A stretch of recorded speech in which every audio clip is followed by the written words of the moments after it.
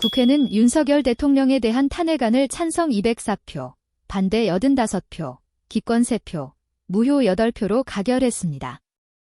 이는 한국 정치사에서 노무현, 박근혜 전 대통령에 이어 세 번째로 현직 대통령에 대한 탄핵안이 통과된 사례로 기록됩니다.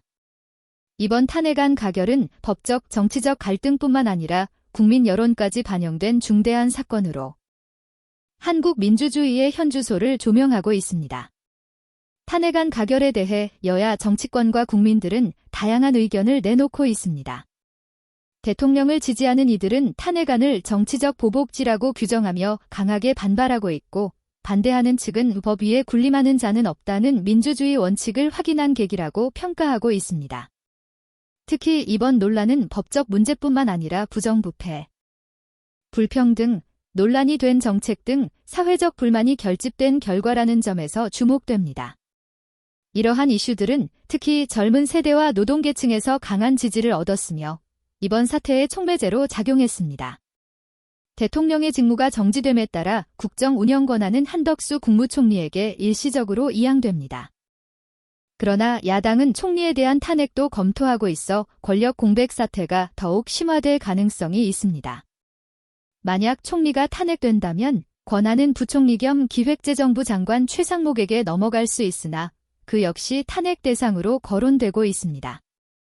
이 경우 부총리 겸 교육부 장관인 이주호가 임시 총리 역할을 맡게 될 가능성도 제기되고 있습니다. 이러한 연쇄적인 권력 이동은 정부의 안정을 위협하는 동시에 정치개혁의 필요성을 강조하고 있습니다. 헌법재판소로 넘어간 탄핵안은 180일 이내에 결론을 내려야 하지만 현재 재판관 3명의 공석으로 인해 판결이 지연될 우려가 있습니다. 공석 문제는 여야 간 갈등으로 후보 선정이 지연된 결과이며 민주당과 국민의힘이 각각 추천한 후보자들에 대한 합의가 이루어지지 않고 있습니다. 만약 권한대행이 재판관 임명을 지연한다면 탄핵 심판 일정은 더 늦어질 가능성이 있습니다. 한국의 과거 2차례 대통령 탄핵 사례는 이번 사태의 중요한 교훈을 제공합니다. 노무현 전 대통령은 헌법재판소의 기각 결정으로 직무에 복귀했으나 정치적 회복에 오랜 시간이 걸렸고, 박근혜 전 대통령은 탄핵이 인용되어 결국 조기 대선을 치러야 했습니다. 이번 탄핵안이 헌법재판소에서 인용될 경우 한국은 60일 이내에 대통령 선거를 치러야 하며 이는 내년 상반기 정치 지형을 크게 변화시킬 수 있습니다. 반대로 탄핵안이 기각된다면 윤석열 대통령은 즉시 직무에 복귀하게 됩니다. 이번 사태는 단순히 한 대통령의 정치적 위기를 넘어 한국 정치와 사법체계의 한계를 드러내고 이를 재구성할 기회를 제공할 수 있습니다. 극심한 여야 대립과 권력 공백 상황 속에서도 정치권은 민생 문제 해결과 경제 회복이라는 국가적 과제를 최우선으로 삼아야 합니다.